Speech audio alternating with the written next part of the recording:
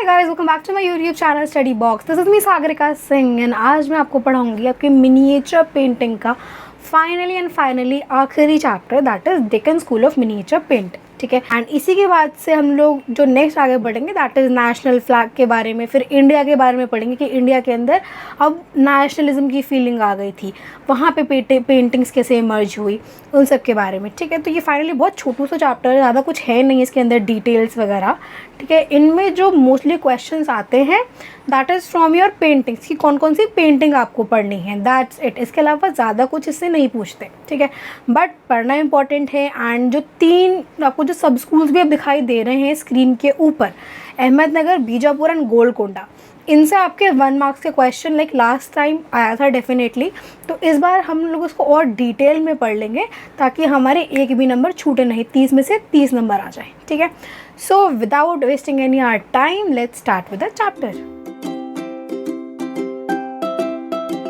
Okay, तो सबसे पहली चीज़ जो हम लोग कवर करने वाले हैं यहाँ पे दैट इज़ इसका ओवरव्यू कि हम पूरे चैप्टर में क्या क्या चीज़ें पढ़ेंगे। ठीक है, फर्स्ट इज आपका इंट्रोडक्शन में कि भाई कैसे यहाँ पे जो पेंटिंग्स है वो ओरिजिन हुई, कैसे डेवलपमेंट हुई, क्योंकि हमने लास्ट चैप्टर में पढ़ा था दैट इज़ मुगल स्कूल में कि औरंगज़ेब के टाइम पे तो एंड हो गया था ना जितनी भी मिनिएचर पेंटिंग्स हैं उनका, तो यहाँ पे पेंटिंग्स कैसे डेवलप हुई। ठीक है, उसके बाद हम लोग जानेंगे सब स्कूल्स के बारे में कि सब स्कूल मतलब कि कौन कौन सी जगह है जहाँ पे जो पेंटिंग्स है वो इमर्ज हुई, वहाँ पे क्या रोल रहा पेंटिंग्स का, पर्टिकुलर पेंटिंग्स का। ठीक, एंड उसके बाद सब्जेक्ट मैटर, मेन फीचर्स, ये एक ही साथ रहेंगे, छोटे से ज़्यादा कुछ नहीं है इनमें।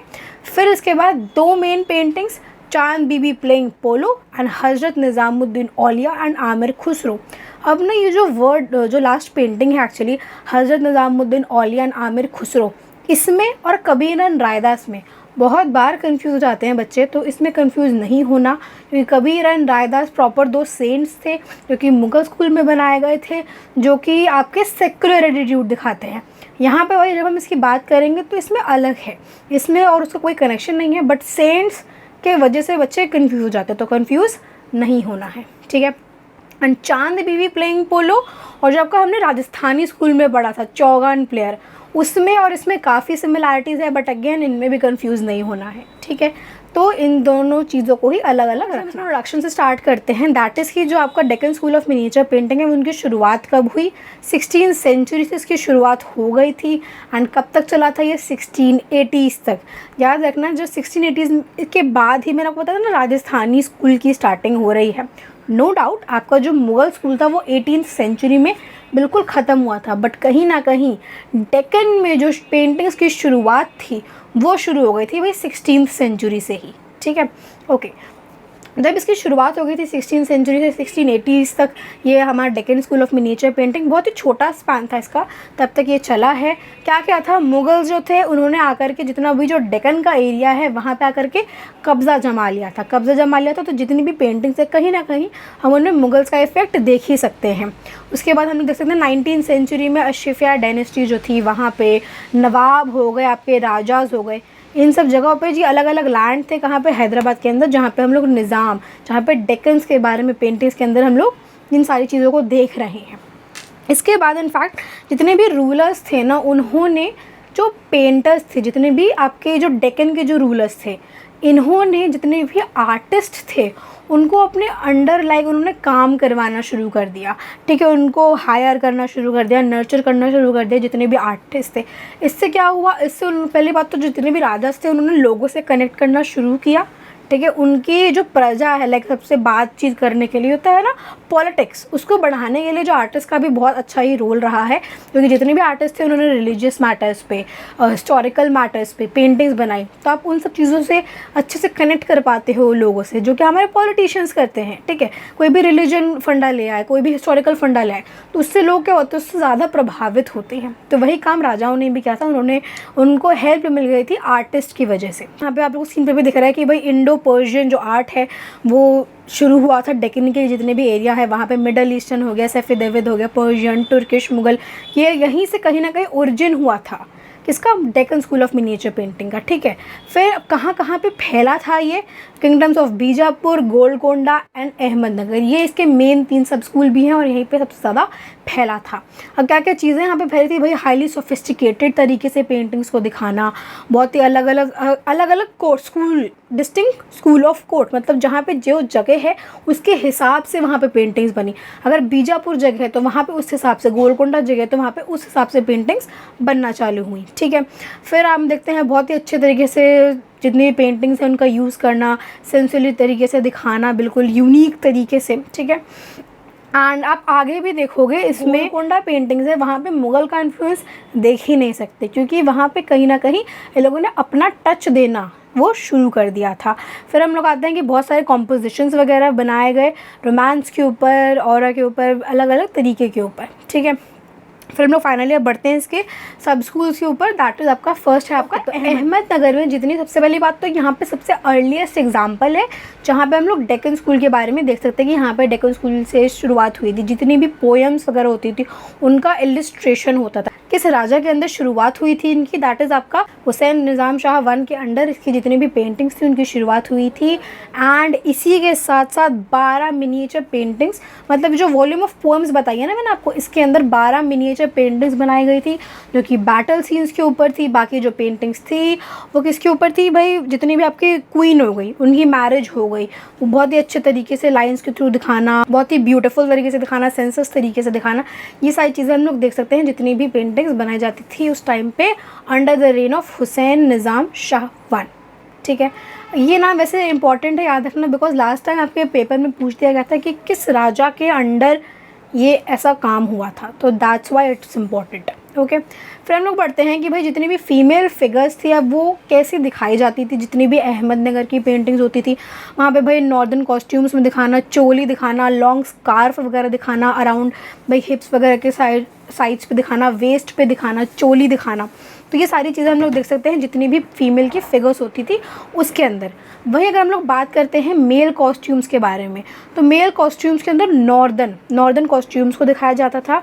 एंड इसी के साथ साथ जामा, मतलब पजामा जो होते हैं उनके पॉइंटेड टेल्स हो गए, वो सारी चीज़ें। इस चीज़ को हम लोग ऑलरेडी देख सकते हैं आपके जितने भी अकबरी मिनिएचर पेंटिंग्स होती थी उसके अंदर भी, ठीक है, क्योंकि कहीं ना कहीं जितने भी आर्टिस्ट थे वो हमारे कहाँ से आए थे, मुग़ल मिनिएचर पेंटिंग से ही, मुगल्स के टाइम से ही आए थे, तो वो हम वहाँ से इसको एज अ टारगेट लाइक वहाँ से लिया गया था।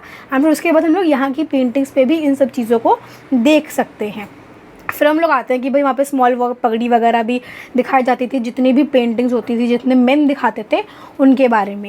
एंड इसी के साथ साथ यहाँ पे जितनी भी ओरिजिनल पेंटिंग्स होती थी वो कहाँ से उसकी शुरुआत हुई थी, गुलिस्तान से, 1567। आई नो ये काफ़ी ज़्यादा ऐसे हौच पौच एंड बोरिंग सा हो गया, काफ़ी ज़्यादा डेक्कन स्कूल, बट इसमें इतना ही है एंड इसको आपको डिटेल्ड में याद करने की इतनी ज़रूरत नहीं है, खाली मेन पॉइंट्स ही इंपॉर्टेंट है, दैट्स इट। वगैरह होती थी वो रागमाला पेंटिंग्स के अंदर भी दिखाई जाती थी, क्योंकि बहुत ही एक्सक्विजिट एग्जाम्पल है किसका, Deccan school of miniature painting का। एंड इसी के साथ साथ यहाँ पे जितनी भी मैन्यूस्क्रिप्ट्स वगैरह होती थी वो कहाँ पे दिखाई गई हैं, बनकीपोर लाइब्रेरी पटना के अंदर, ठीक है। विद दिस आपका अहमदनगर कंप्लीट हो गया है। नेक्स्ट हम लोग बढ़ते हैं बीजापुर के बारे में। तो बीजापुर में जितनी भी पेंटिंग्स वगैरह स्टार्ट हुई थी वो होना शुरू हुई थी 16th सेंचुरी से, ठीक है। ये आपका जो डेक्कन स्कूल है वही था आपका लेट 16th सेंचुरी से 1680 तक का जो टाइम ही पीरियड था इसका, तो सब कुछ इसमें 16th सेंचुरी ही है। तो यहाँ पे आपके लिए प्लस पॉइंट है कि आप लिख सकते हो कि हाँ भाई 16th सेंचुरी, ठीक है। यहाँ पे जितनी भी आपकी जो पेंटिंग्स थी वो 16th सेंचुरी से स्टार्ट हुई थी, जिसमें हम देख सकते हैं नज़्म अल उल्म, इसके बारे में बहुत ही अच्छे तरीके से एक्सप्लेन किया हुआ है। इलस्ट्रेशन दिखाना, इलस्ट्रेशन का मतलब ही होता है कि पिक्टोरिकल चीज़ें दिखाना, ठीक है, तो बात को याद रखना, ठीक है। इलस्ट्रेशन वगैरह दिखाया गया है इंसाइक्लोपीडिया के अंदर, नज़्म अल उल्म के अंदर, जिसके बारे में कहा जाता है, जो हम आगे भी आपको दिखाई दे रहा है स्क्रीन पे, कि 2 मेन रूलर्स थे, एक था आपके अली आदिल शाह वन और दूसरे था आपके इब्राहिम सेकंड। ये जो दोनों रूलर्स थे, इन्हीं दोनों के अंडर जो आपका बीजापुर का जो सब स्कूल है वो काफ़ी ज़्यादा फ्लरिश्ड हुआ था, ठीक है। एंड जो मैंने आपको ऑलरेडी बताया भी कि नज़्म अल उल्म कहा जाता है कि इब्राहिम सेकंड जो है वही इसके ओनर हैं, किसके, नज़्म अल उल्म के, ठीक है। तो ये बस एक इम्पॉर्टेंट पॉइंट है, याद रखना इस चीज़ को।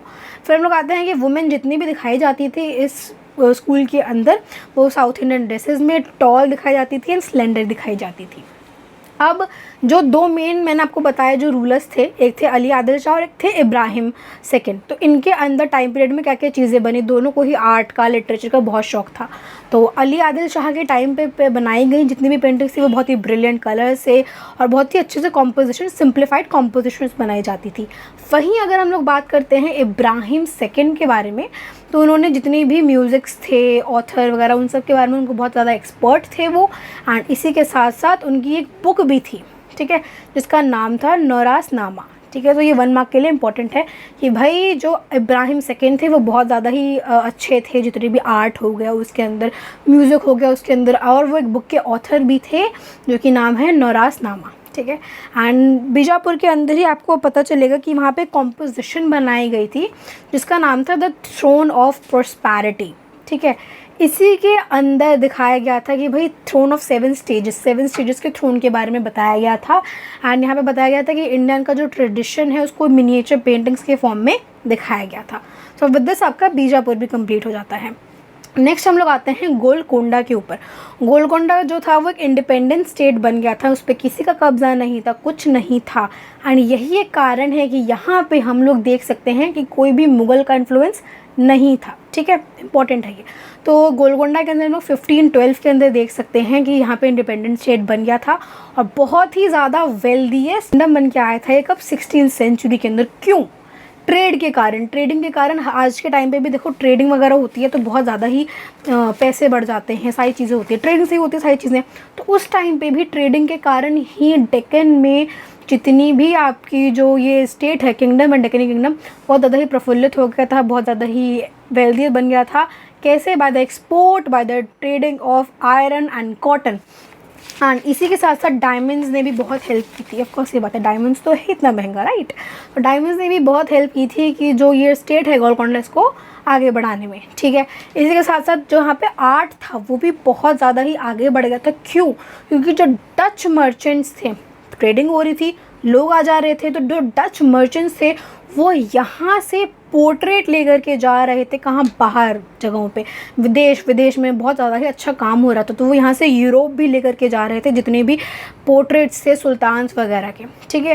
एंड इसी के वजह से क्या बोलते हैं, उनका जितनी भी पेंटिंग्स है वो बाकी पूरी दुनिया में पहली, ठीक है। एंड फिर 1635 से 1650 के बीच में यहाँ बहुत ही ज़्यादा एक मेमोरेबल चीज़, एक एक्स्ट्रा ऑर्डिनरी चीज़ क्या थी कि जितनी भी पेंटिंग्स बनाई जाती थी इस टाइम पीरियड के दौरान वो 8 फीट हाई बनाई जाती थी। इतनी बड़ी बड़ी वॉल हैंगिंग की पेंटिंग्स बनाई जा रही हैं, ठीक है।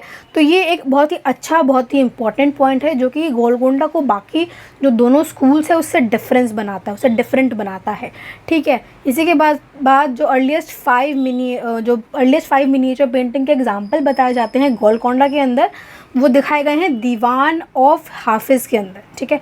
दीवान ऑफ हाफिज़ के अंदर बताया गया है जहाँ पे एक यंग लीडर के बारे में स्टोरी बताई गई है, लाइक होता है ना, सीरीज़ बनाई गई है मैन्युस्क्रिप्ट्स की। तो वो इसी एक प्रोजेक्ट के अंदर कह सकते हो, दीवान हाफिज़ के अंदर बनाई गई है, जो पूरी की पूरी सीरीज़ है, जहाँ पे एक यंग लीडर के बारे में, कैसे वो थ्रोन पे बैठा, उसकी जो लंबी सी स्वॉर्ड है उसके बारे में दिखाना, इसके बाद उसके फोलियोज़ बना करके दिखाना, वर्टिकल पेंटिंग्स दिखाना, उसका वाइट कोट दिखाना। तो ये सारी की जो चीज़ें हैं वो दीवान ऑफ हाफिज़ के अंदर कैद हैं, ठीक है, रखी हुई हैं। एंड इसी के साथ साथ जितनी जो 5 मिनिएचर पेंटिंग्स बनाई गई हैं इस वाले काम के अंदर, वो क्या क्या किसके यूज़ से बनाई गई हैं? भाई पर्पल ह्यू का अप्लाई किया गया है, लाविश यूज़ ऑफ गोल्ड का यूज़ किया गया है। फिर आते हैं भाई सिमेट्रिकल चीज़ें दिखाई गई हैं, कारपेट्स को दिखाया गया है। इन सबको दिखाने के टाइम पे कोई भी मुगल्स का कुछ भी इन्फ्लुएंस नहीं है यहाँ पे, ठीक है। इसी के बाद गोलकोंडा पेंटिंग्स के बारे में थोड़ा और आगे बढ़ते हैं। तो सूफी पोएम से उसको पैराफ्रेज करके इलस्ट्रेट करके बनाई गई हैं 20 मिनिएचर पेंटिंग, इसमें गोल्डन कलर का बहुत ही सुंदर और बहुत ही आकर्षक यूज़ किया गया है, ठीक है। एंड इसी के साथ साथ गोलकोंडा के ही और कुछ फीचर्स क्या क्या हैं कि भाई स्काईज़ को बहुत अच्छे तरीके से दिखाया गया है, गोल्ड एंड ब्लू कलर से अलग अलग सेपरेट दिखाने के लिए गोल्ड एंड ब्लू कलर का यूज़ किया गया है। फिर आते हैं मेन और वुमेन्स को बहुत ही अच्छे तरीके से दिखाया गया है, उस फैशन में दिखाया गया है जो फैशन इब्राहिम सेकेंड के टाइम पे यूज़ किया जाता था, ठीक है, कॉस्ट्यूम्स दिखाने के लिए। एंड ट्रीज़ को अच्छे से दिखाया गया है, प्लांट्स को अच्छे से दिखाया गया है, जितनी भी पेंटिंग्स होती थी उसके अंडर, ठीक। नेक्स्ट हम लोग बढ़ते हैं इसके subject matter and main features पे। बहुत छोटे छोटे, इतना ज़्यादा कुछ नहीं है इसमें। सब्जेक्ट मैटर पे जितनी भी पेंटिंग्स होती थी यहाँ पे हम लोग डेक्कन स्टेट्स पे देख सकते हैं, ये भाई रागमाला पेंटिंग्स के अंदर हमें देखने को कहीं ना कहीं मिली हैं। फिर हम लोग आते हैं पेंटिंग्स जो है वो नेचुरल बैकग्राउंड से, realistic painting, symmetrical domes. Important feature क्या है? सिमेट्रिकल चीज़ों को दिखाना, वेरी वेरी इंपॉर्टेंट फीचर, याद रखना। कोई भी सिमेट्रिकल चीज़ें दिखा रहे हैं, कुछ भी बता रहे हैं, तो वो डेक्कनी स्कूल का ही एक इम्पॉर्टेंट फीचर है, ठीक है। एंड इसी के साथ साथ जो हाई होराइजन, बताती हूँ, कोई पेंटिंग हो गई ऐसी वर्टिकल पेंटिंग, उसमें जो टॉप मोस्ट एरिया हो गया हाई होराइजन, वहाँ पे आपके माउंटेन्स को दिखाना, ठीक है। ये एक इम्पॉर्टेंट फीचर है किसका? डेक्कनी स्कूल का ही, याद रखना इस चीज़ को। एंड बहुत ही कम थीम्स जो बनाए गए हैं वो है रामायणा, महाभारत और कृष्ण लीला की थीम्स यहाँ पे बहुत कम बनाई गई हैं, दिखाई ही नहीं गई हैं। वहीं अगर हम लोग राजस्थानी की बात करें, पहाड़ी की बात करें, तो उसमें दिखाई गई हैं सारी की सारी चीज़ें, इनफैक्ट उसी से बिल्कुल भरी हुई हैं, ठीक है। फिर हम लोग आते हैं मेन फीचर्स में। बहुत ही वार्मर कलर्स यूज़ किए गए हैं, अलग अलग एलिमेंट्स दिखाए गए हैं, लोकल ट्रेडिशन रिलीजन को भी दिखाया गया है जितनी भी डेक्कनी पेंटिंग है उनके अंदर। एंड इसी के साथ साथ साउथ इंडियन ऑर्नामेंटेशन देखने को मिला है, Persian, Mughal, Iranian styles definitely कहीं ना कहीं देखने को मिले ही हैं हमें कहीं ना कहीं किसी ना किसी पेंटिंग्स के अंदर। कैसे? अहमदनगर और बीजापुर, इनमें तो था ही ना मुगल्स का इन्फ्लुएंस, भले ही गोलकोंडा में ना हो, बट इन दोनों में तो कहीं ना कहीं था ही, क्योंकि मुगल्स जितने भी आर्टिस्ट थे वहाँ से भाग करके इन्हीं के साइड, डेक्कनी के साइड पे ही आए थे। फिर नेक्स्ट चीज़ कि भाई मेल और फीमेल के अगर हम फिगर्स का डिफरेंशिएट करें तो मेल की फिगर को tall, fair, complex, emotionally charge दिखाया गया है। वहीं जब फीमेल की फिगर की बात की जा रही है तो उनको sensuous looking, lovely faces, bold face, large open eyes, high neck, slim waist, ये सारी चीज़ें जो हमने बाकी मिनिएचर पेंटिंग्स में भी कहीं ना कहीं देखी है। फॉर एग्जाम्पल राजस्थानी एंड पहाड़ी, मुगल्स में नहीं, क्योंकि मुगल की जो पेंटिंग्स थी वो खाली मेल डोमिनेंट हुआ करती थी, रिमेंबर? ओके। नेक्स्ट है इसकी भाई जितने भी आपके कॉस्ट्यूम्स होते थे वो बहुत ही अच्छे तरीके से ब्यूटीफुली एम्ब्रॉयडर्ड होते थे। वाइट कोट्स का यूज़ किया गया है, कोट मतलब कोट वाले कोट नहीं, दिखाने के लिए, बॉर्डर्स वगैरह के लिए ज्वेलरीज वगैरह का यूज़ किया गया है। इसी के साथ साथ जो आर्टिस्ट थे उन्होंने नेचुरल तरीके से दिखाया है। 3 डायमेंशन इफ़ेक्ट्स को दिखाना, ठीक है, 3 डायमेंशन इफेक्ट को दिखाना, यही बात जो डेक्कनी स्कूल है उसको अलग भी करती है जितने भी स्कूल्स हैं उनसे भी, और ये इसका इंपॉर्टेंट फीचर भी है। ज्योमेट्रिकल पैटर्न्स, सिमेट्रिकल पैटर्न्स दिखाना एक सिग्निफिकेंट रोल रहा है। जितने भी हाई होराइजन थे जो मैंने आपको ऑलरेडी बताया अभी कि उसमें माउंटेन्स वगैरह को दिखाना, हिल्स को दिखाना, डेक्कनी हिल्स को दिखाना, फोर्ट वगैरह दिखाना एक इम्पॉर्टेंट फीचर है डेक्कनी स्कूल का। ओके, सो नेक्स्ट अब हम लोग बढ़ते हैं पेंटिंग्स पे कि भाई कौन कौन सी 2 पेंटिंग पढ़नी है हमें Deccan school of miniature painting के अंदर। तो यहाँ पे आपको केवल 2 ही पेंटिंग्स पढ़नी है जिनके आर्टिस्ट नहीं पता हैं, अननोन है, याद रखना इस चीज़ को। अगर कोई पेपर में कभी पूछ भी दिया जाए आपसे कि भाई चांद बीबी प्लेइंग पोलो के आर्टिस्ट बताओ, 4 ऑप्शन दे दिया आपको, तो उसमें से अगर अननोन भी एक ऑप्शन है तो उस पर टिक करोगे तो ये भी क्वेश्चन आया हुआ है पहले, ठीक है। क्योंकि उनको काम क्या, उनको कंफ्यूज करना है। आपको लगेगा कि कोई ना कोई आर्टिस्ट डेफिनेटली है, मैं तो टिक कर देता हूँ, फिर पता चलेगा वो हो कोई आर्टिस्ट ही नहीं था, इसका अननोन। तो खाली पूरे के पूरे पेंटिंग में 2 ही पेंटिंग्स, यही 2 पेंटिंग्स हैं, ठीक है। इसका स्क्रीनशॉट ले लो इस पेज का, इस पेज को अपने जहाँ पे नोटबुक में लिख रहे हो नोटबुक में लिख लो, your wish, very very important slide, ठीक है। ओके, तो जब भी आप कोई पेंटिंग शुरू करोगे उसमें पहले आप ये 7 पॉइंट्स मेंशन कर दोगे जो आपको स्क्रीन पे दिख रहे हैं, उसके बाद मेन जो चीज़ें हैं सब्जेक्ट मैटर और उसका डिस्क्रिप्शन फिर वो लिखेंगे, ठीक है। अब यहाँ पे जैसे आपको पेंटिंग दिख गई है, चांद बीबी प्लेइंग पोलो की ये पेंटिंग है, तो अब इसका जो सब्जेक्ट मैटर है वो क्या है कि भाई यहाँ पे जो प्रिंसेसेस हैं, चांद बीबी जो हैं वो अपने बाकी साथियों के साथ जो है वो पोलो खेल रही है, दैट्स इट। यही इसका सब्जेक्ट मैटर कि आपको पेंटिंग को देख करके क्या समझ में आ रहा है, ठीक है। अब इसके डिस्क्रिप्शन पे आते हैं तो हम लोग देख सकते हैं कि भाई बिल्कुल ग्रीन बैकग्राउंड है जहाँ पे जो चांद बीबी हैं वो 3 कंपेनियन के साथ पोलो खेल रही हैं। एंड जहाँ पे हम लोग देख सकते हैं कि 4 फिगर है जो घोड़ों के ऊपर बैठे हुए हैं, सबने घाघरा चोली पहन रखी है एंड वो एक बॉल को टैकल करने की कोशिश कर रही हैं, ठीक है।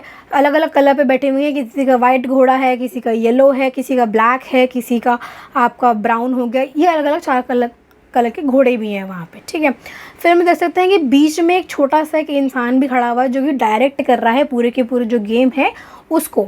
फोरग्राउंड मतलब वो जो आगे का हिस्सा हो गया, ठीक है।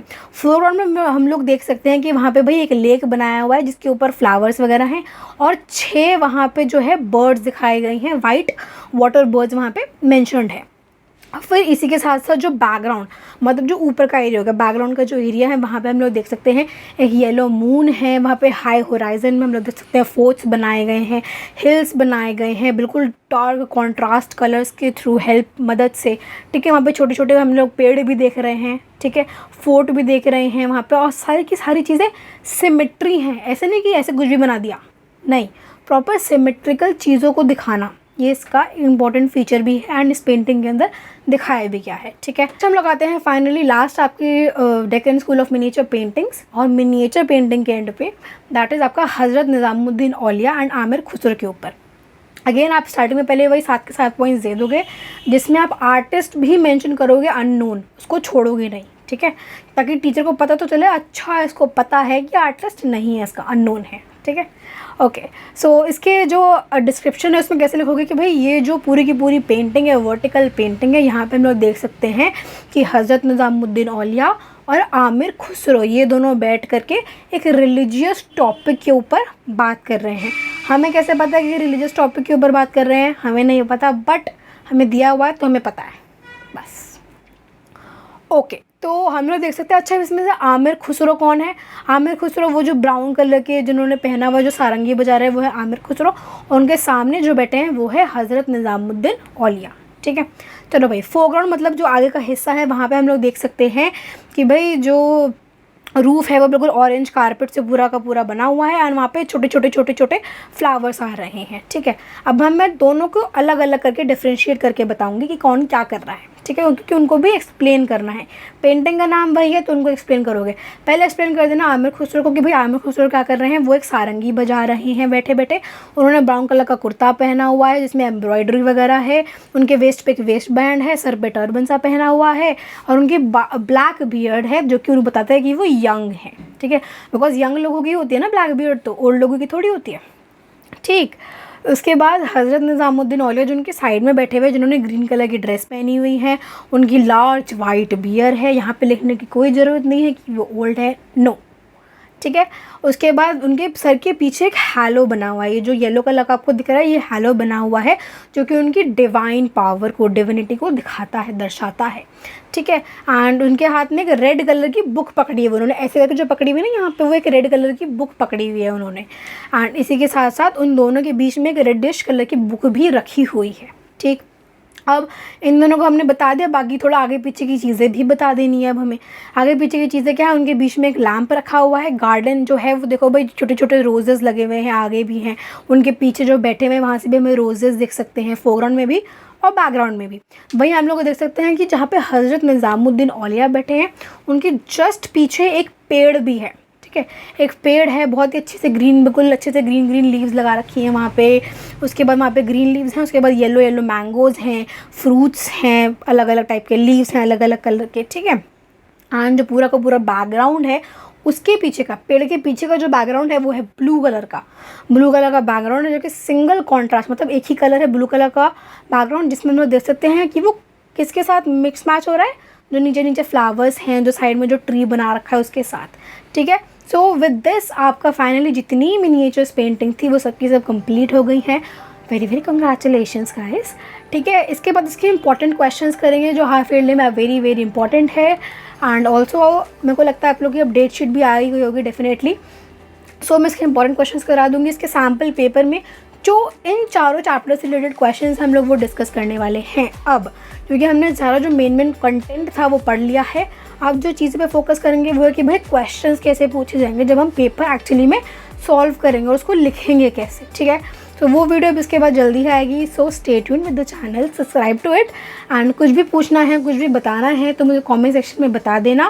कुछ एक्स्ट्रा इन्फॉर्मेशन होगी वो मैं डिस्क्रिप्शन बॉक्स में डाल दूँगी, या फिर इंस्टाग्राम पे अपडेट्स में हमेशा देती रहती हूँ, क्वेश्चंस पूछती हूँ, तो वहाँ जाके फॉलो कर लेना, link will be in the description. And till then take care and bye bye.